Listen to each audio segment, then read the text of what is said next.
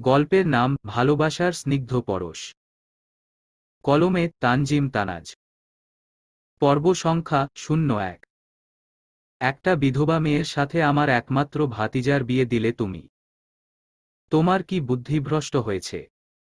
এই মেয়ের স্বামী বিয়ের একদিনের মাথায় মারা গিয়েছে। এমন একটা অপয়া মেয়ের সাথে আমার ভাতিজার বিয়ে দিলে কোন সাহসে? গিয়েছিলে তো এই মেয়ের বিয়ে খেতে, আর উল্টো কিনা নিজের পুত্রবধূ করে নিয়ে আসলে। ক্ষোভে কথাগুলো বললেন মিসেস রোকেয়া বেগম। নাদিয়া বেগম ইতস্তত করে বললেন, উফফ, আস্তে কথা বলো রোকেয়া, সিরাজ শুনে ফেলবে। মেয়েটা অনেক কষ্ট পাবে কথাগুলো শুনলে। রোকেয়া বেগম বিরক্তকর মুখমণ্ডল নিয়ে বিছানা থেকে উঠে দাঁড়াল। প্রচণ্ড বিরক্ত নিয়ে বলল, শুনলে শুনবে, ভুল কিছু তো বলিনি। তোমাকে বোকা বানিয়ে ঘাড়ে চেপে বসেছে, একেবারে বউ হয়ে আসলো এই বাড়িতে। রোকেয়া বেগমের কথা শুনে খুবই বিরক্ত হলেন নাদিয়া বেগম। গম্ভীর কণ্ঠে বললেন, এসব আবোলতাবোল কথা কেন বলছো? আর সিরাতের মতামতও ছিল না এই বিয়েতে। ও তো আহনাফকে বিয়ে করতে রাজি হতে চাইছিল না, পরে ওর বাবার কথা রাখতে এই বিয়েতে রাজি হয়। তোমাকে আমার কিছু বুঝাতে হবে না, সবই এই মেয়ের বুদ্ধি। ইচ্ছে করে প্রথমে রাজি হয়নি, যেন কেউ একে দোষারোপ করতে না পারে। আমি কি বুঝি না চালাকি? নাদিয়া বেগম পুনরায় গম্ভীর কণ্ঠে বললেন, সবাইকে নিজের মতো মনে করো না। তুমি এখন যেতে পারো, তোমার এখানে আর কোনো কাজ নেই। রোকেয়া বেগম রেগে গেল নাদিয়া বেগমের কথায়। ভালো করে নিজের অপমানটা বুঝতে পারল, কিন্তু কিছু বলল না আর। হাত থেকে ফুলের ডালাটা বিছানার উপর রেখে রুম থেকে চলে আসল। রুকেয়ার যাওয়ার দিকে তাকিয়ে এক দীর্ঘশ্বাস ত্যাগ করল নাদিয়া বেগম। নাদিয়া আর রোকেয়া বেগম মিলে রুম ফুল দিয়ে সাজাতে ছিল। নাদিয়া বেগম ফুলের ডালাটা হাতে নিয়ে উঠে দাঁড়াল। ডালাটা বারান্দায় রেখে ভিতরে আসল। রুমে আসতেই দেখল অন্যমনস্ক হয়ে সিরাত দাঁড়িয়ে রয়েছে। নাদিয়া বেগম সিরাতের কাছে এগিয়ে গেল। সিরাত এত সময় ওয়াশরুমে ছিল, কিন্তু রোকেয়া বেগমের সব কথাই তার কর্ণকুহর হয়েছে। হঠাৎ মাথায় কারো স্পর্শে সিরাত চমকে উঠল। নাদিয়া বেগম পরম স্নেহে সিরাতের মাথায় হাত বুলাতে বুলাতে হেসে বললেন, ভয় কেন পাচ্ছ মা? ভয়ের কিছু নেই, আমি আছি তো। মুহূর্তেই চোখ ছলছল করে উঠল সিরাতের।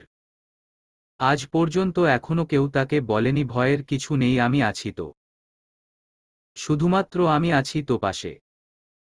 এই কথাটাই অনেক যথেষ্ট মনের সাহস জোগাতে, মনে ভরসা সঞ্চয় করতে। কিন্তু এই কথাটা অনেক দুর্লভ লাইন, সহজে শুনতে পাওয়া যায় না। যদি যেত তাহলে হয়তো জীবনের কঠিন সময় অনেক সহজে পাড়ি দেওয়া যেত। সিরাতের ভাবনায় ছেদ ঘটিয়ে নাদিয়া বেগম বললেন, চলো বিছানায় বসবে। নাদিয়া বেগম সিরাতকে বিছানায় বসিয়ে বলল, তুমি বসো মা, আমি এক্ষুনি আসছি। সিরাতকে বসিয়ে রেখে নাদিয়া বেগম নিচে চলে গেলেন। সিরাত চুপচাপ বসে ভাবতে লাগল, নাদিয়া বেগম কত সহজে তাকে আপন করে নিয়েছে। শুধুমাত্র 2 দিনের আলাপে নিজের ছেলের বউ করে নিয়ে আসলেন। কিন্তু বিয়ের মধ্যে যে করুণাও রয়েছে, সে তো কখন চায়নি করুণার পাত্রী হতে। তাহলে ভাগ্য কেন তাকে বাধ্য করল করুণার পাত্রী হতে? হয়তো ভাগ্য নিষ্ঠুর। সবসময় নিষ্ঠুরতার পরিচয় দেওয়া তার কাজ। মানুষ যা করতে চায় না, ভাগ্যের পরিহাস তাকে বাধ্য করে তা করতে। আজকে সিরাতের বিয়ে ছিল আদনানের সাথে। আদনান নিজ থেকে বিয়ের প্রস্তাব দেয়। সিরাতে আগে একটা বিয়ে হয়েছিল। বিয়েটা হয়েছিল পারিবারিকভাবে, কিন্তু বিয়ের পর দিনই অ্যাক্সিডেন্টে মারা যায় তার স্বামী। সাথে সাথে নতুন বউয়ের তকমা থেকে বিধবার তকমা লাগে তার গায়ে। সব জেনেই আদনান তাকে বিয়ে করতে রাজি হয়। কিন্তু বিয়ের আসরে এই কথা তার মা জেনে বিয়েতে অস্বীকার করেন। তিনি আর আদনানও কোনো কথা না বাড়িয়ে বিয়ের আসর থেকে চলে যায়। বিয়ের ভরা আসরে কটু কথার পাত্রী হয় সিরাত। সবার অপমানের হাত থেকে বাঁচাতে তখনই নাদিয়া বেগম এসে নিজের ছেলের জন্য বিয়ের প্রস্তাব দেয়। সিরাত প্রথমে রাজি হয়নি, কিন্তু পরে চাচার কথা রাখতে বিয়েতে রাজি হয়। হঠাৎ রুমে প্রবেশের আভাস বুঝতে পেরে সিরাত দরজার পানে তাকায়।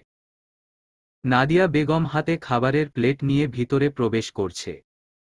সিরাতের পাশে বসে ভাত মেখে তার সামনে ধরল। আর সিরাত শুধু থমকে সেদিকে তাকিয়ে রয়েছে। নাদিয়া বেগমের ব্যবহারে সিরাত ক্ষণে ক্ষণে অবাক হচ্ছে। অল্প সময়ে অনেকটা আপন করে নিয়েছেন তিনি সিরাতকে।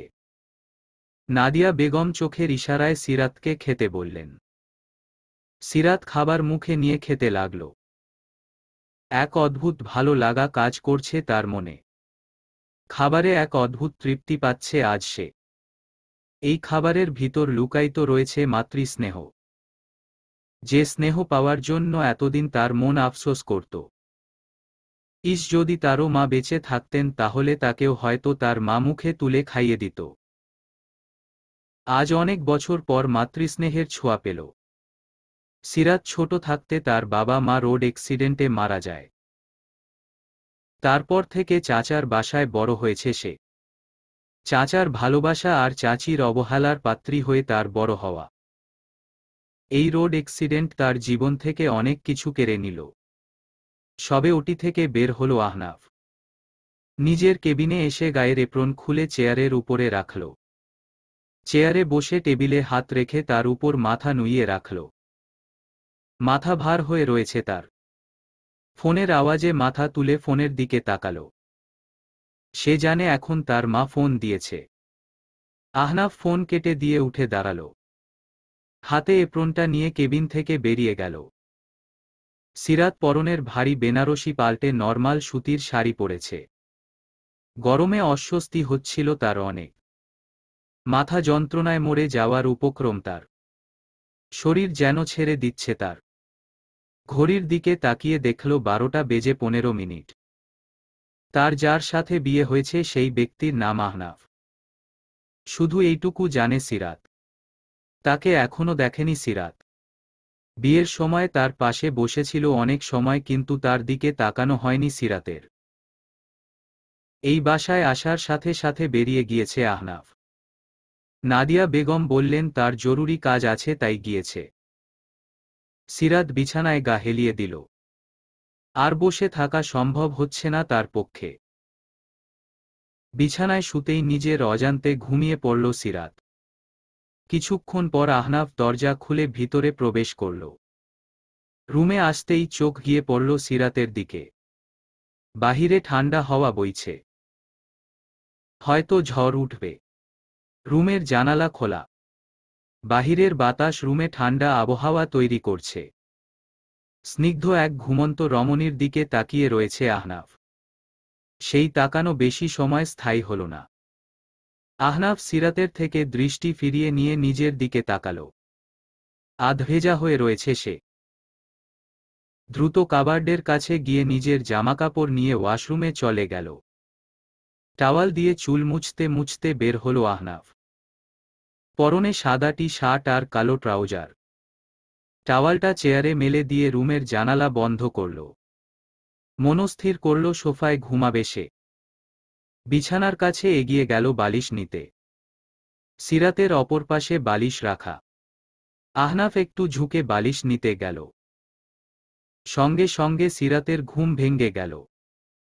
চোখ খুলতেই আহনাফকে দেখে চিৎকার করল। আহনাফ চমকে সোজা হয়ে দাঁড়াল। সে পুরো থমকে গেল। সিরাত উঠে বসে যা বলল তা শুনে আহনাফ পুরো অবাক। কে, কোথায় আছো? বাসায় ডাকাত পড়েছে। কেউ আমাকে বাঁচাও। আহনাফ সিরাতের কথা শুনে বালিশ হাতে থমকে দাঁড়িয়ে রয়েছে। সিরাতের কথায় আহনাফ পুরো থ। সিরাতের কথা বোধগম্য হচ্ছে না তার। রুমে ডাকাত দেখল কোথায়? সিরাত আহনাফের হাতে থাকা বালিশের দিকে তাকিয়ে বলল, ডাকাত ডাকাত, আমাকে বালিশ চাপা দিয়ে মেরে ফেলল। কে, কোথায় আছো? তাড়াতাড়ি আসো। আহনাফ বুঝতে পারল সিরাত তাকেই ডাকাত বলছে। কথাটা বোধগম্য হতেই আহনাফের মুখে রাগ ফুটে উঠল। চোয়াল শক্ত করে বলল, এই মেয়ে আমাকে তোমার ডাকাত মনে হয় নাকি? আহনাফের এমন কণ্ঠে হালকা কেঁপে উঠল সিরাত। হুঁশ ফিরল তার। হঠাৎ চোখ খুলে আহনাফকে এভাবে দেখে তাকেই ডাকাত ভেবেছে সিরাত। আহনাফের মুখের দিকে স্থির দৃষ্টি নিক্ষেপ করল। না, একে দেখে তো ডাকাত মনে হয় না। ডাকাত দেখতে তো আরো ভয়ানক। ডাকাতদের বড় বড় গোঁফ থাকে, কিন্তু এর তো তেমন গোঁফ নেই। ডাকাত যদি না হয় তাহলে কে এই লোকটা? পরিচিত তো না। এত রাতে রুমে অপরিচিত কাউকে দেখে খুব অস্বস্তি লাগছে তার। সিরাত প্রশ্নাত্মক কণ্ঠে বলল। আপনি কে? এত রাতে এই রুমে আসার সাহস কি করে হলো আপনার? আহনাফ ভ্রু কুঁচকে সিরাতের দিকে তাকিয়ে বলল, আমার রুমে বসে আমাকেই জিজ্ঞেস করছো রুমে আসার সাহস কি করে হলো আমার? সিরাত অবাক নয়নে তাকিয়ে বলল, এটা আপনার রুম। আহনাফ বিরক্ত নিয়ে বলল, কোনো সন্দেহ আছে? সিরাত আনমনে বলল, হ্যাঁ। আহনাফ এক ভ্রু উঁচু করে সিরাতের দিকে তাকাল। সিরাত আহনাফের তাকানো দেখে নির্বিকার কণ্ঠে বলল, আপনি আহনাফ? আহনাফ কিছু বলল না। বালিশ হাতে নিয়ে সোফার কাছে গেল। সোফার উপর বালিশ রেখে বেডের কাছে গিয়ে পাশের দেয়ালে লাইটের সুইচ অফ করল। বেডের পাশে সাইড টেবিলের উপর রাখা টেবিল ল্যাম্প জ্বালাল। টেবিল ল্যাম্পের আলোতে সবকিছু স্পষ্ট দেখা যাচ্ছে রুমের ভিতর। সিরাত এক দৃষ্টিতে তাকিয়ে আহনাফের কর্মকাণ্ড দেখছে। আহনাফ সোফায় গিয়ে শুয়ে পড়ল। সিরাত স্থির হয়ে বসে রয়েছে। আহনাফ চোখের উপর হাত ভাঁজ করে রেখে বলল, শুধু নাম জেনেই একজনকে বিয়ে করলে? এখন আমার জায়গায় অন্য কেউ আমার পরিচয় দিলে তাকেই আমি বলি বিশ্বাস করতে। এখনো মানুষ এতটা কিভাবে বোকা হয়? তোমার মতো বোকা আর বিরক্তির মানুষের জন্য সমাজে যত ঝামেলা। আহনাফের কথা শুনে নিজের অজান্তেই চোখ বেয়ে অশ্রুবিন্দু গড়িয়ে পড়ল। আহনাফ পুনরায় বলে উঠল, আর হ্যাঁ, প্রতিদিন আমি সোফায় ঘুমাতে পারবো না। সপ্তাহে 4 দিন তুমি আর 3 দিন আমি সোফায় ঘুমাবো। আর আমার উপর নিজের কোনো অধিকার দেখাতে আসবে না। আমি আমার মতো আর তুমি তোমার মতো থাকবে। সিরাত কিছু বলল না। নীরবে অশ্রুবিসর্জন দিচ্ছে। ক্লান্ত থাকায় আহনাফ দ্রুত ঘুমিয়ে পড়ল। সিরাত বসে বসে জীবনের সমীকরণ মিলাচ্ছে। তার জীবনে কত কিছু হয়ে গেল। প্রত্যেক মেয়েরই বিয়ে নিয়ে অনেক স্বপ্ন থাকে, তারও ছিল। নিজের একটা সংসার হবে। কিন্তু এই সংসারে তাকে হয়তো সারা জীবন করুণার পাত্রী হয়ে থাকতে হবে। আর ভাবতে পারছে না কিছু, প্রচণ্ড মাথা ব্যথা করছে তার। বিছানায় গা মেলে দিল সিরাত। চোখ বন্ধ করে রেখেছে। চোখ বন্ধ করতেই ঘুমিয়ে পড়ল সিরাত। ভোরের আলো ফুটেছে, কিছু সময় হয়েছে। এখনো পুরোপুরি আলো ফোটেনি। চারিদিকে পাখির কিচিরমিচির আওয়াজ। সিরাতের ঘুম ভেঙে গিয়েছে আজানের শব্দে। উঠে বসল। নামাজ পড়ার জন্য অজু করতে চলে গেল। অজু করে এসে জায়নামাজ খুঁজতে লাগল। রুমের চারদিকে চোখ বুলাল। দৃষ্টি স্থির হল ওয়ার্ড্রবের উপর, সেখানে জায়নামাজ ভাঁজ করে রাখা রয়েছে। সিরাত ধীর পায়ে সেদিকে এগিয়ে গেল। জায়নামাজ হাতে নিয়ে নিচে বিছিয়ে নামাজ পড়া শুরু করল। নামাজ শেষ করে যথাস্থানে গুছিয়ে রেখে দিয়েছে জায়নামাজ। ধীর পায়ে এগিয়ে গেল বারান্দায়। বারান্দায় অনেক জাতের ক্যাকটাসের গাছ রয়েছে। ক্যাকটাসের সৌন্দর্য অতুলনীয়। ক্যাকটাসের সৌন্দর্যে বিমোহিত হয়ে সবাই এই গাছ বাড়ির কোণে রাখে। কিন্তু এর সৌন্দর্যে বিমোহিত হয়ে স্পর্শ করলে এটি তার ভয়ানক রূপ দেখায়। শরীর অসংখ্য কাঁটায় ভর্তি। এর সৌন্দর্য শুধু দূর থেকে উপভোগ করা যায়। এ উদ্ভিদের রয়েছে পানি সংরক্ষণের অসাধারণ ক্ষমতা। মরুভূমির প্রচুর উত্তপ্ত আবহাওয়াতেও ক্যাকটাস পানি সংরক্ষণ করতে পারে বলে। ক্যাকটাস 200 বছরের মতো বেশি সময় বাঁচতে পারে। ক্যাকটাস ঘরের ভেতরে টবে লাগানো হলে 10 থেকে 40 বছর বেঁচে থাকতে পারে। বারান্দায় ভিন্ন টবে ভিন্ন ভিন্ন ছোট সাইজের ক্যাকটাস গাছ লাগানো রয়েছে।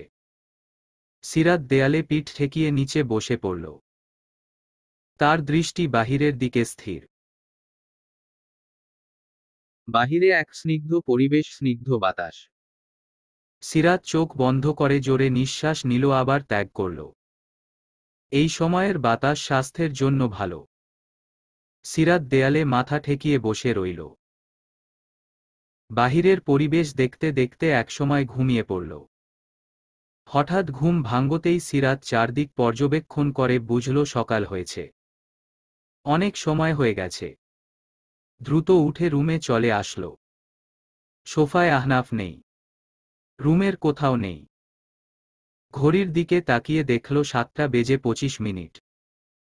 সিরাত রুম থেকে বের হওয়ার জন্য দরজার কাছে যেতেই কারো সাথে ধাক্কা খেল। তাল সামলাতে না পেরে নিচে পড়ে গেল। সিরাত চোখমুখ খিচে উপরে তাকিয়ে দেখল আহনাফ কপালে সরু ভাঁজ ফেলে তার দিকে তাকিয়ে রয়েছে। তারপর গম্ভীর কণ্ঠে আহনাফ বলল, গাধা নাকি তুমি? দেখে চলতে পারো না? সিরাত উঠতে উঠতে বিরক্ত নিয়ে বিড়বিড় করে বলল, আমি না হয় দেখে চলতে পারি না, আর আপনি নিজে অন্ধের মতো চলতে ছিলেন কেন? আহনাফের ঠিকই কর্ণকুহর হয়েছে সিরাতের কথাগুলো। সে কপালে আরো সূক্ষ্ম ভাঁজ ফেলে বলল, কি বললে? সিরাত আহনাফের দিকে তাকিয়ে নির্বিকার ভঙ্গিতে বলল, কিছু না। আহনাফ কিছু বলতে যাবে কিন্তু ফোন আসতে কিছু বলল না। ফোন কানে দিয়ে কথা বলতে বলতে বারান্দায় চলে গেল। সিরাত আহনাফের যাওয়ার পানে তাকিয়ে রইল। আহনাফের পরনে সাদা শার্ট আর কালো প্যান্ট, ফর্মাল ড্রেস। আহনাফ দেখতে ফর্সা, তার উপর গালে চাপ দাড়ি। দেখতে সুন্দর হলে কি হয়েছে, ব্যবহারে ভয়ানক। যত সময় দেখলাম শুধুই মেজাজ দেখায় ক্যাকটাসের মতো।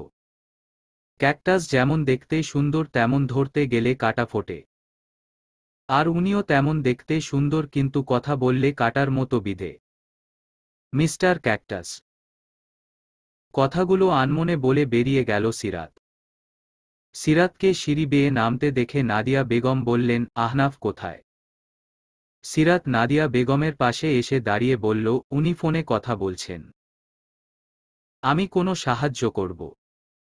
নাদিয়া বেগম টেবিলে নাস্তা গুছিয়ে রাখতে ছিলেন। সিরাত দিকে তাকিয়ে হাসি দিয়ে বললেন, তোমাকে কিছু করতে হবে না, তুমি বসো। সিরাত চুপ করে দাঁড়িয়ে রইল। নাদিয়া বেগম রান্নাঘরের দিকে তাকিয়ে রোকেয়া বেগমকে উদ্দেশ্য করে বললেন, জুসের জগটা নিয়ে আয় তাড়াতাড়ি। সিরাত নাদিয়া বেগমকে থামিয়ে বলল, আমি নিয়ে আসছি। বলেই সিরাত রান্নাঘরে চলে গেল। রান্নাঘরের যেতেই সিরাতের চোখ পড়ল রোকেয়া বেগমের দিকে। তিনি বিরক্তি নিয়ে সিরাতের দিকে তাকিয়ে আছেন। সিরাত ইতস্ত বোধ করল। অন্যদিকে তাকাতে থাকল। খেয়াল করল রোকেয়া বেগমের হাতের পাশেই জুসের জগ রাখা আছে। সিরাত ধীর পায়ে নিচের দিকে তাকিয়ে সেদিকে এগিয়ে গেল, জুসের জগ হাতে নিয়ে। আর কোনো দিকে না তাকিয়ে দ্রুত বেরিয়ে আসলো রান্নাঘর থেকে। রান্নাঘর থেকে বের হতেই হাঁফ ছেড়ে বাঁচল। জুসের জগ এনে টেবিলের উপর রাখল।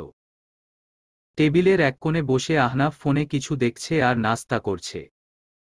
নাদিয়া বেগম সিরাতকে গ্লাসে জুস ঢেলে আহনাফকে দিতে বলল। সিরাত একটা গ্লাসে জুস ঢেলে আহনাফের পাশে রাখতেই আহনাফ সিরাতের দিকে তাকাল। আহনাফের চোখে চোখ পড়তেই সিরাতে অস্বস্তি লাগল। দ্রুত চোখ সরিয়ে অন্যদিকে তাকাল। নাদিয়া বেগম কিছু একটা বলতেই আহনাফ রাগে খাবার রেখে উঠে দাঁড়াল। আহনাফের এমন কাণ্ডে সিরাত কেঁপে উঠল। তোমার কথা রাখতে বিয়ে করেছি। এখন আর কোনো কিছু আমার পক্ষে করা সম্ভব না, মা। মিসেস নাদিয়া বেগম গম্ভীর কণ্ঠে বললেন। বিয়ে যখন করলেই এখন সবার কাছে স্ত্রীর পরিচয় দিতে সমস্যা কি? আহনাফ বিরক্ত নিয়ে একবার সিরাতের দিকে তাকাল। আহনাফের বিরক্তিমাখা নজর সিরাতের চোখে পড়েছে। আহনাফ পুনরায় মায়ের দিকে তাকিয়ে তপ্ত নিঃশ্বাস ত্যাগ করে গম্ভীর কণ্ঠে বলল, সবাইকে অনুষ্ঠান করে জানালেই স্ত্রীর পরিচয় পাওয়া যায় না। হয়তো সবাই জানবে এই মেয়েটা আমার স্ত্রী, তবে আমি মন থেকে কোনোদিন এই মেয়েকে স্ত্রী বলে মানতে পারব না। মেয়েটা বিধবা আর বিয়ের আসরে বিয়ে ভেঙে গেছে। সমাজে লোক লজ্জা থেকে বাঁচানোর জন্য এই বিয়েটা করেছি, শুধুমাত্র তোমার কথা রাখতে। এর থেকে বেশি কিছু আমার থেকে আশা করা বেকার। কথাগুলো বলেই টেবিলের উপর থেকে ফোন নিয়ে আহনাফ চলে গেল। আহনাফের কথাগুলো শুনে সিরাতের চোখ ছলছল করে উঠল। মিসেস নাদিয়া বেগমের মুখে হতাশার ছাপ। আসলে কি তিনি ভুল করলেন সিরাতের সাথে আহনাফের বিয়ে দিয়ে? মেয়েটাকে ভালো রাখার আশায় কি শেষ পর্যন্ত মেয়েটাকে দুঃখের সাগরে ভাসিয়ে দিল? ভেবেছিল আহনাফ সিরাতকে বুঝতে পারবে, সিরাতকে সঠিক সম্মান দিতে পারবে। কিন্তু ছেলেটা যে সিরাতকে করুণার পাত্রী বানিয়ে দিল। নাদিয়া বেগম কোন মুখে এখন সিরাতের সাথে কথা বলবেন? তিনি অনুতাপের চোখে সিরাতের দিকে তাকিয়ে কিছু বলতে নিতেই সিরাত বলে উঠল, উনি যখন চান না তখন কোনো অনুষ্ঠান করে আমাকে উনার স্ত্রীর পরিচয় পরিচিত করা লাগবে না। উনি আমাকে বিয়ে করেছেন, এটাই অনেক। আর কোনো কিছুর প্রয়োজন নেই আমার। কথাগুলো বলে ম্লান হাসি দিল সিরাত। মন তার অসহ্য যন্ত্রণা দুমড়ে মুচড়ে যাচ্ছে, তবুও মুখে ম্লান হাসি বজায় রেখে বলল, আমি উপরের রুমে যাচ্ছি। কথাটা বলে আর এক মুহূর্তেও দাঁড়াল না। সিরাত দ্রুত উপরে চলে গেল। রোকেয়া বেগম চেয়ার টেনে বসে বললেন, আমাদের আহনাফের জীবনটা ধ্বংস করে দিলে তুমি। নিজের মতো ছেলের উপর চাপিয়ে দিলে, তাও এমন একটা অপয়া মেয়ের জন্য। নাদিয়া বেগম গম্ভীর চোখে রোকেয়া বেগমের দিকে তাকিয়ে বললেন, সিরাতের সাথে যা কিছু হয়েছে তাতে সিরাতের কোনো দোষ নেই। শুধু শুধু সিরাতকে দোষারোপ করা বন্ধ করো। কথাটা বলেই নাদিয়া বেগম উঠে চলে গেলেন। তারও আর খাওয়া হলো না। সিরাত দেয়ালে হেলান দিয়ে বসে রয়েছে। চোখ দিয়ে তার অশ্রুবিন্দু গড়িয়ে পড়ছে। উনি ঠিকই বলছেন, বিধবা মানেই এই সমাজে তাদের কোনো মূল্য নেই। বেঁচে থাকা তাদের জন্য কষ্টকর। তার উপর আবার ভরা আসরে বিয়ে ভেঙেছে, যার কারণে আমি বিধবা। আমার আগে একটা বিয়ে হয়েছিল। বিয়ের পরদিনই আমার স্বামী মারা যায়, যার জন্য সমাজ আমাকে দায়ী করে। সমাজের সবাই বলে আমি অপয়া, যার কারণে ভাগ্যে এমন হয়েছে আমার সাথে। উনি আমাকে বিয়ে না করলে হয়তো আমাকে সমাজের কথায় মরে যেতে হতো। উনি অনেক করেছেন আমার জন্য, আর কিছুর প্রয়োজন নেই আমার। তেমন ভাগ্য নেই আমার যে স্বামীর কাছে পূর্ণ সম্মান পাব। আমাকে বিয়ে করে সমাজে আমাকে সম্মানের সাথে বাঁচার সুযোগ করে দিয়েছেন, এটাই অনেক। উনি না হয় মন থেকে স্ত্রীর সম্মান নাই বা দিতে পারল, এতে আমার কোনো দুঃখ নেই। কথাগুলো বলে হাত দিয়ে চোখের পানি মুছে নিল সিরাত। উঠে দাঁড়াল। ভাগ্য তার সাথে যতই নিষ্ঠুরতা করুক না কেন, সে আর কষ্ট পাবে না। নিজেকে ধাতস্থ করে বেডের দিকে তাকাল। বেডে শুকনো ফুলের পাপড়ি পড়ে রয়েছে। সিরাত বেডের দিকে এগিয়ে গেল। পাপড়িগুলো কুড়িয়ে নিজের আঁচলে রাখল, তারপর সেগুলো বারান্দায় রেখে দিয়ে আসল। তারপর রুমে এসে বেড গুছিয়ে রাখল। রুম পুরো গোছানো। রুম দেখে বোঝা যাচ্ছে আহনাফ খুব পরিপাটি। সিরাত লাগেজ থেকে একটা শাড়ি বের করে গোসলে চলে গেল। নিজের কেবিনে বসে রিপোর্ট দেখতে ছিল আহনাফ। পরনে সাদা এপ্রন। খুব মনোযোগ দিয়ে এক রোগীর রিপোর্ট দেখছে আহনাফ। তখন তার কেবিনে কেউ প্রবেশ করল। চেয়ার টেনে আহনাফের সামনে বসে বলল, দেশের বিখ্যাত heart surgeon mister Ahnaf Chowdhury, যে কিনা অল্প বয়সে বেস্ট হার্ট সার্জনদের তালিকায় অন্তর্ভুক্ত হয়েছে। এত নামকরা ব্যক্তির বিয়ের খবর কেউ জানে না। গোপনে বিয়ে করেছে। আহনাফ চোখ তুলে সামনে তাকাল। তার সামনে এক হাস্যজ্জ্বল মেয়ে বসে রয়েছে, যার মুখে লেগে রয়েছে হাসির রেখা। আহনাফ নির্বিকার কণ্ঠে বলল, তুই এখানে? মেয়েটি জবাবে বলল, কেন, আমাকে দেখে খুশি? মেয়েটিকে থামিয়ে আহনাফ বলল, ফালতু কথা কম বল, যা জিজ্ঞেস করছি তাই বল। মেয়েটি হতাশা ভঙ্গিতে বলল, আজকে আসছি, আর এই হসপিটালে জয়েন করছি। আহনাফ চেয়ার থেকে উঠে দাঁড়াল। হাতে রোগীর রিপোর্ট নিয়ে বলল, আমাকে যেতে হবে রোগী দেখতে। বাসায় কি একসাথে যাবি? মেয়েটি হ্যাসূচক মাথা নাড়িয়ে বলল, হুম। আহনাফ মেয়েটিকে নিজের কেবিনে অপেক্ষা করতে বলে চলে গেল। ঘড়িতে ৩টার কাঁটা ছুঁই ছুঁই। নাদিয়া বেগম ক্লান্ত দেহ সোফায় হেলিয়ে দিয়ে সিরাতকে ডাক দিল। নাদিয়া বেগমের কণ্ঠ শুনে সিরাত দ্রুত নিচে চলে আসল। নাদিয়া বেগম অনেক আগে একটা কাজের জন্য বের হয়েছিলেন। এই দুপুরের গরমে তিনি অনেক ক্লান্ত হয়ে গেছেন। বাহিরে রোদের প্রখর অনেক। উনি কোথায় গিয়েছিলেন তা বাড়ির কাউকে জানাননি। সিরাত এক গ্লাস পানি এনে দিলে তা এক মুহূর্ত দেরি না করে দ্রুত খেলেন তিনি।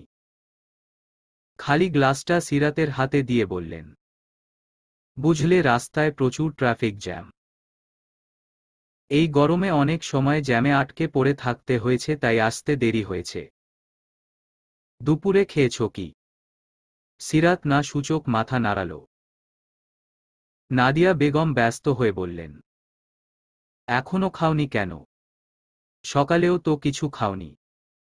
সিরাত নাদিয়া বেগমকে ব্যস্ত হতে দেখে শান্ত কণ্ঠে বলল, আসলে একা একা খেতে ইচ্ছে করছিল না, তাই আপনার জন্য অপেক্ষা করতেছিলাম। আর আপনিও তো সকালে কিছু খাননি। নাদিয়া বেগম দীর্ঘশ্বাস ফেললেন। সকালে যে কাণ্ড হলো তারপর আর খাবার গলা থেকে কিভাবে নামে। সিরাতকে খাওয়ার জন্য বলতে গিয়েও বলতে পারেনি। সিরাতের সাথে কথা বলতে তার অনেক অনুতাপ বোধ কাজ করছে। এমন সময় অন্য কারো কণ্ঠ শুনে নাদিয়া বেগম আর সিরাত পিছনে ফিরে তাকাল। দরজার সামনে এক বয়স্ক লোক দাঁড়িয়ে বলল, এক গ্লাস ঠান্ডা পানি পাওয়া যাবে মা? তৃষ্ণায় গলা শুকিয়ে যাচ্ছে অনেক। নাদিয়া বেগম আশ্বাস দিয়ে বললেন, অবশ্যই রহিম চাচা, আপনি ভিতরে আসুন। সিরাত, মা, একটু ওনাকে এক গ্লাস ঠান্ডা পানি এনে দাও। লোকটি ভিতরে এসে নাদিয়া বেগমের সামনে দাঁড়াল। সিরাত উপরে নিচে মাথা নাড়িয়ে ঠান্ডা পানি নিয়ে আসল। পানির গ্লাস লোকটির হাতে দিতেই তিনি দ্রুত পানি পান করলেন। দেখেই বোঝা যাচ্ছে অনেক তৃষ্ণার্ত ছিলেন তিনি। পানি পান শেষ করে বললেন, এত সময় পর শান্তি পেলাম। তাহলে মা, আমি বাড়ি গেলাম। দুপুরের খাবারের সময় পেরিয়ে যাচ্ছে। লোকটি তাদের গাড়ির ড্রাইভার। নাদিয়া বেগম বাধা দিয়ে বললেন, আজকে এখানে খেয়ে যান চাচা। লোকটি অসম্মতি জানিয়ে বলল, না মা, আগে একটা সিগারেট খাওয়া লাগবে, তারপর বাসায় যেয়ে শান্তিমতো খাব। নাদিয়া বেগম বিরক্তি নিয়ে বললেন, বয়স তো অনেক হলো চাচা, এখনো কি সিগারেট খান? সিগারেট মানুষের অনেক ক্ষতি করে। লোকটি হাসিমুখে বললেন, সবাই তো তাই বলে মা, কিন্তু সিগারেট ছাড়তে পারি না। সিগারেট ছাড়া যায় না। সিরাত বলে উঠল, সিগারেট খাওয়া ছেড়ে দেওয়া যায়, শুধু মনোবল লাগে।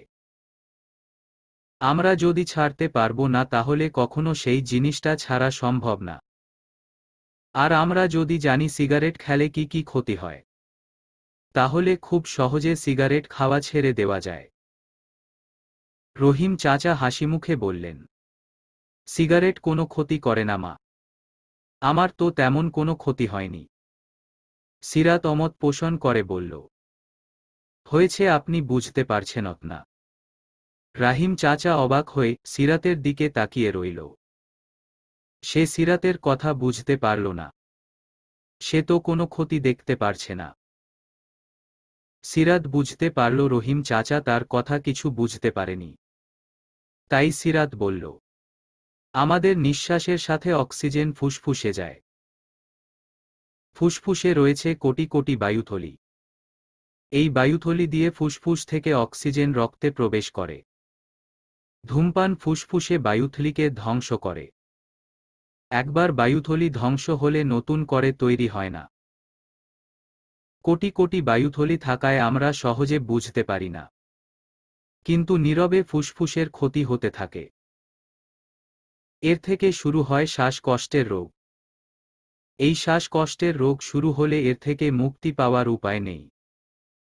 ধূমপানের কারণে ফুসফুসে ক্যান্সারও হতে পারে। শুধু ফুসফুসে না, আরও অনেক জায়গায় হতে পারে শুধু ধূমপানের কারণে। ধূমপানের কারণে হার্ট অ্যাটাকও হতে পারে। প্রতি 2 জন ধূমপান খাওয়া ব্যক্তির মধ্যে একজন মৃত্যু বরণ করে ধূমপানের কারণে। একজন সিগারেট খাওয়া মানুষ সাধারণ মানুষের থেকে 8 থেকে 9 বছর কম বাঁচে। শেষ সিগারেট খাওয়ার 20 মিনিটের মধ্যে হার্টবিট আর ব্লাড প্রেশার স্বাভাবিক হতে শুরু করে।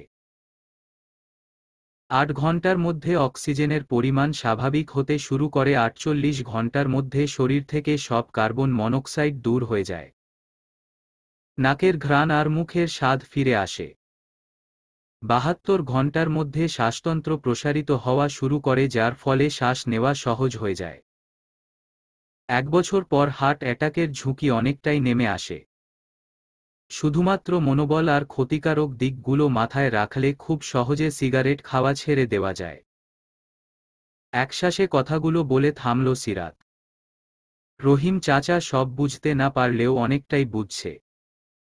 তিনি হাসিমুখে বললেন, এখন থেকে তোমার কথা মাথায় রাখব মা।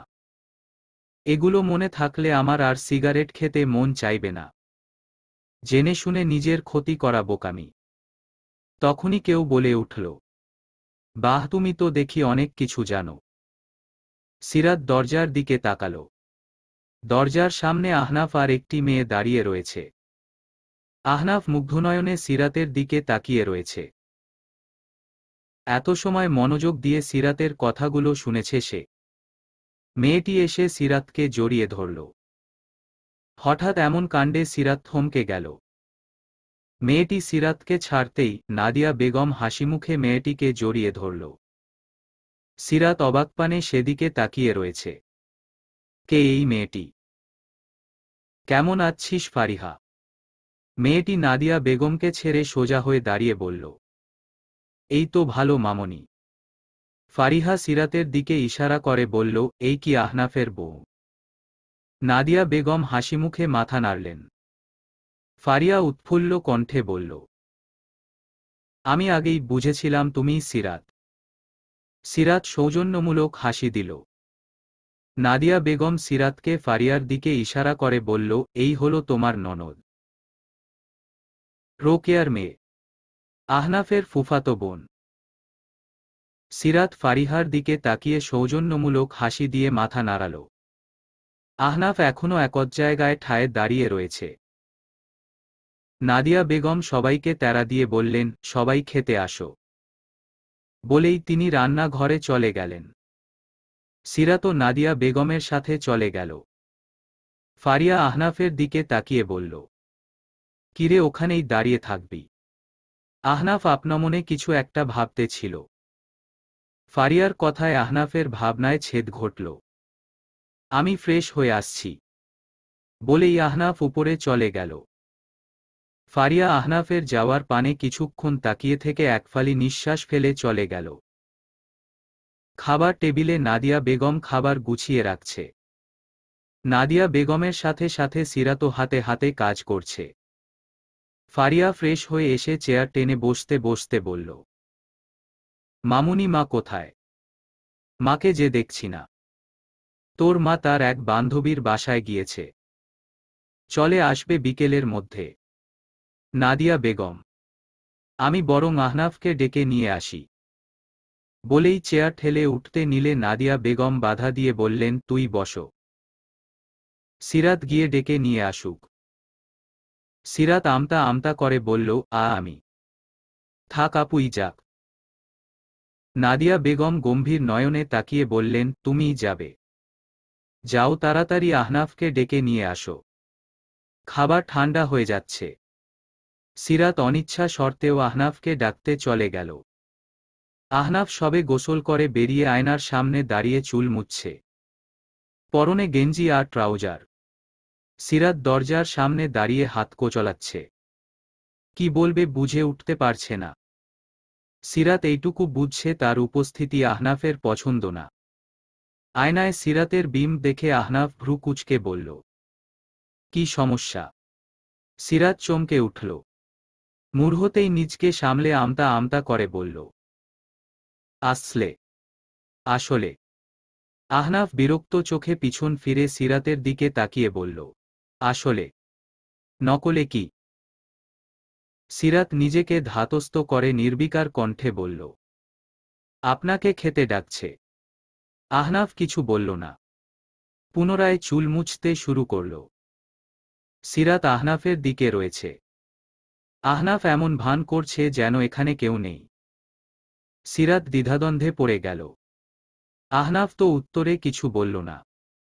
সে এখন কি করবে? চলে যাব। সিরাতের ভাবনার মাঝেই আহনাফ টাওয়াল মেলে দিয়ে সিরাতকে পাশ কাটিয়ে চলে গেল। একবারও সিরাতের দিকে তাকায়নি। মনে হলো এখানে সিরাত অদৃশ্য। সিরাতের ব্যাপারটা খারাপ লাগল। একটা দীর্ঘশ্বাস ফেলে চলে আসলো। খাবার টেবিলে কেউ তেমন কোনো কথা বলেনি। মাঝে মাঝে ফারিহা আহনাফের সাথে কথা বলছে। আহনাফ শুধু তার হু হ্যাঁ জবাব দিয়েছে। সিরাত নীরবে খাওয়া শেষ করছে। একে একে সবাই যে যার রুমে চলে গেল। সিরাত পড়ল আরেক বিপাকে। এখন সে কি করবে? রুমে তো উনি আছেন। আমি গেলে তো বিরক্ত হবেন। ভেবেই সিরাত আর উপরে গেল না। সোফায় গিয়ে বসে পড়ল। সোফায় হেলান চোখ বন্ধ করে বসে রইল। কিছুক্ষণ পর কারো গলার খিকরির শব্দে সিরাত চোখ মেলে তাকাল। চোখ খুলে আহনাফকে দেখে সোজা হয়ে বসল। আহনাফ নির্বিকার কণ্ঠে বলল, তুমি আমার সাথে এক জায়গায় যাবে। তাড়াতাড়ি আসো। সিরাত অবাক হয়ে বসে রইল।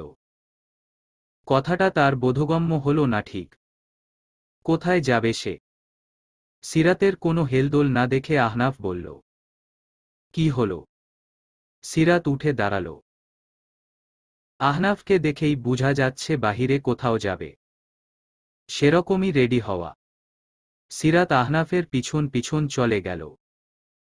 আহনাফ গাড়িতে ড্রাইভিং সিটে বসে বলল, তাড়াতাড়ি উঠো। সিরাত আহনাফের পাশের সিটেই বসল। আহনাফ সিরাতের দিকে ভ্রুকুচকে তাকিয়ে বলল, সিট বেল্ট লাগাও। সিরাত মাথা নাড়াল। সিরাত সিট বেল্ট লাগিয়ে চুপচাপ বসে রইল। আহনাফ কাউকে কল দিয়ে আমরা তাড়াতাড়ি আসতেছি বলে রেখে দিল। একবার সিরাতের দিকে তাকিয়ে গাড়ি স্টার্ট দিল।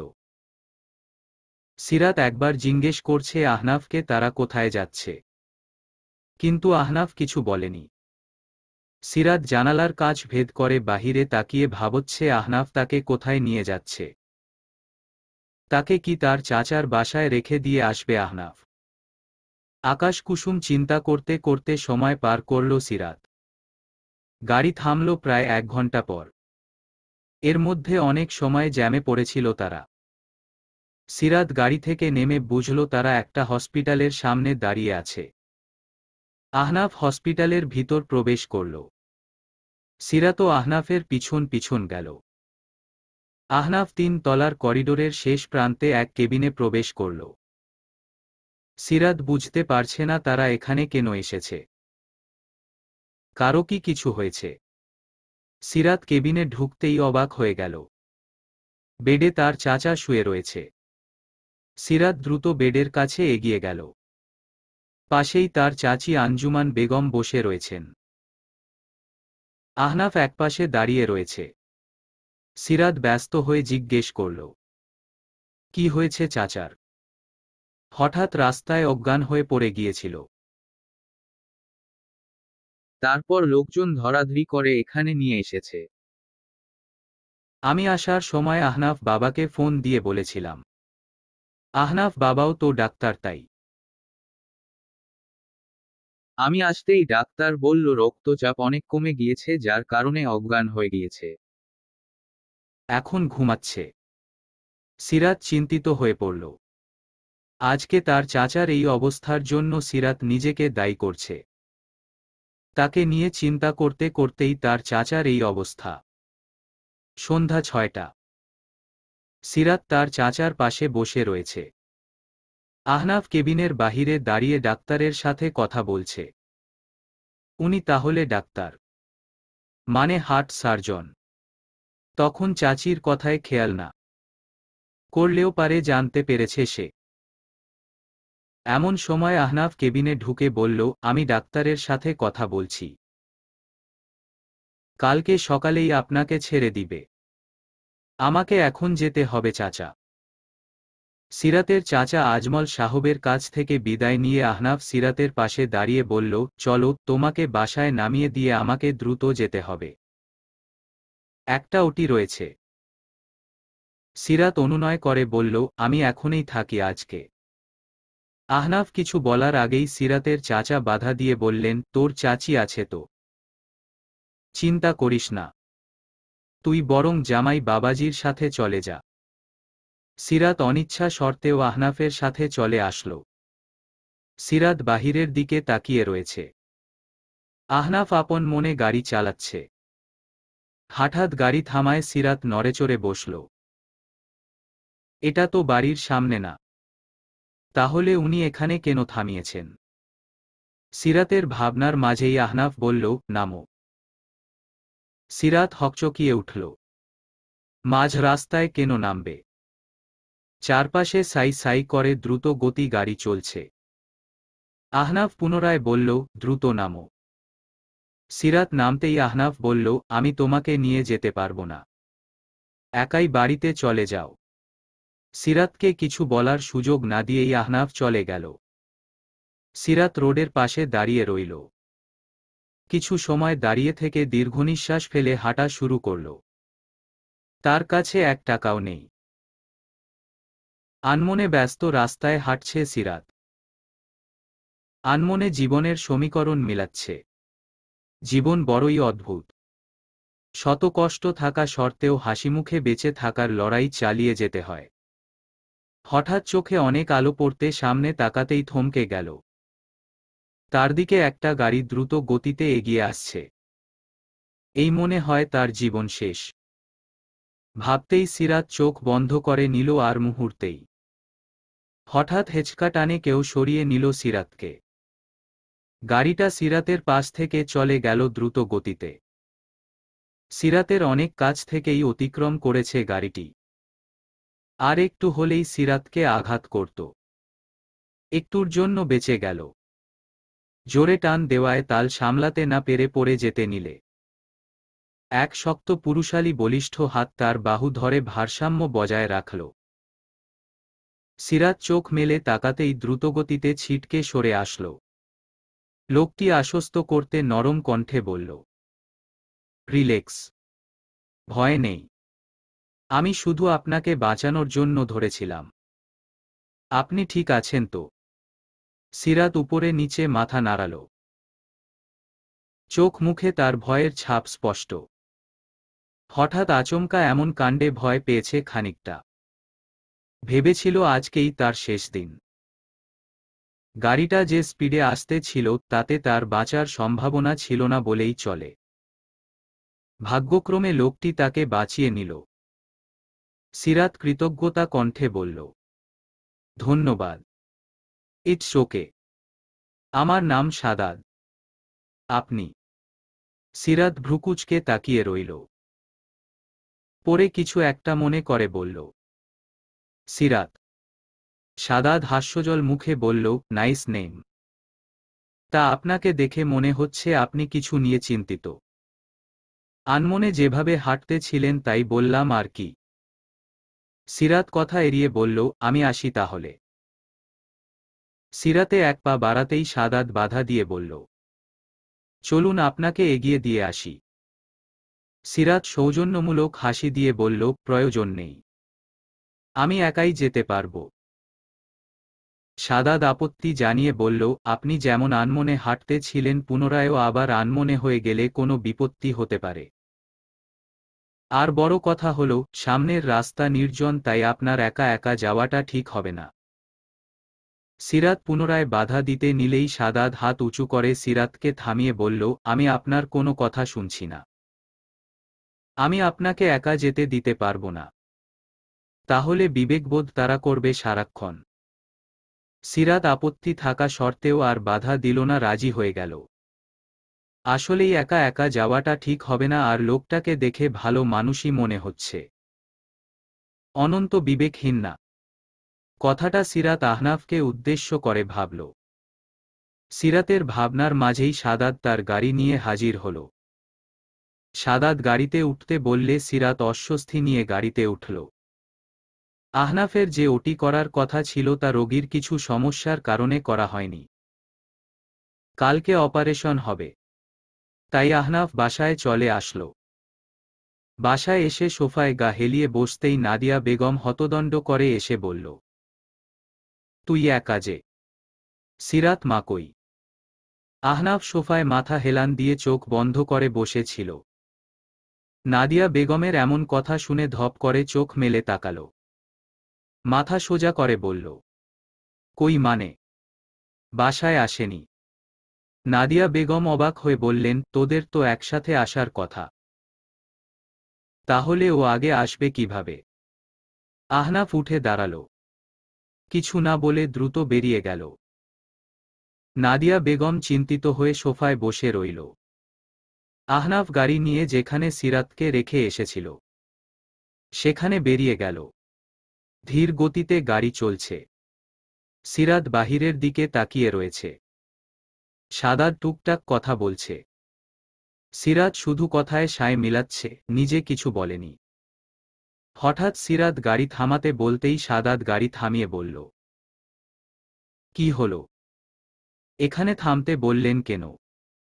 সিরাত গাড়ি থেকে নামার জন্য উদ্ধত হয়ে বলল, বাড়ির সামনে এসে গেছি। সাদাতকে কিছু বলার সুযোগ না দিয়েই সিরাত গাড়ি থেকে নেমে পড়ল। সিরাত গাড়ির বাহিরে দাঁড়িয়ে সৌজন্যমূলক হাসি দিয়ে বলল, ধন্যবাদ। সাদাত মুচকি হেসে বলল, শুধু ধন্যবাদে হবে না, পরের বার দেখা হলে এক কাপ কফি খাওয়ালেই হবে। সিরাত মাথা নাড়িয়ে চলে আসলো। সাদাত বাড়িটার দিকে কিছুক্ষণ তাকিয়ে থেকে চলে আসলো। সিরাত বাড়ির ভিতর প্রবেশ করতেই নাদিয়া বেগম সোফা থেকে উঠে সিরাতের কাছে এগিয়ে গেল। চিন্তিত কণ্ঠে বলল, কোথায় ছিলি এত সময়? আমি তো কিছুই বুঝতেছি না। তোদের তো একসাথে আসার কথা ছিল। আহনাফ আগে আসলো আবার বেরিয়ে গেল, তুই এখন একা আসলি। সিরাত আশ্বস্ত করে বলল, আসলে ওনার জরুরি কাজ ছিল, তাই উনি আগে এসেছিলেন। আর আমি হসপিটালে ছিলাম, আমি ওনাকে বলেছিলাম চলে যেতে, আমি একা যেতে পারব। সিরাত নাদিয়া বেগমের সাথে মিথ্যা কথা বলল। যদি সত্যি কথা বলতো তাহলে নাদিয়া বেগম অনেক কষ্ট পেত। এমনিতেই সকালে আহনাফের ব্যবহারে অনেক কষ্ট পেয়েছেন তিনি। তাই সিরাত মিথ্যা বলল। নাদিয়া বেগম সিরাতের চাচার ব্যাপারে জিজ্ঞেস করল। সিরাত নাদিয়া বেগমের সাথে কিছু সময় কথা বলে উপরে চলে আসলো।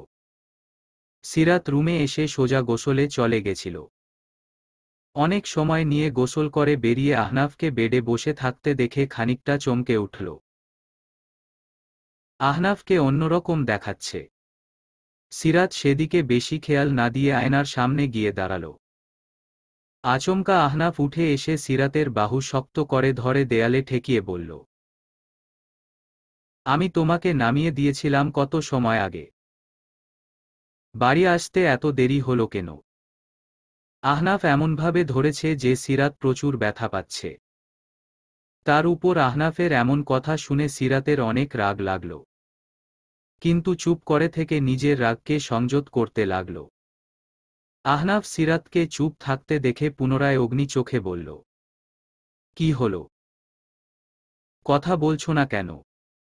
এত সময় রাতে একা রাস্তায় থাকার মানে কি? তোমাকে আমি যেখানে নামিয়ে দিয়েছিলাম তোমার আরও আগে বাসায় আসার কথা ছিল। এত রাতে রাস্তায় থাকার মানে কি?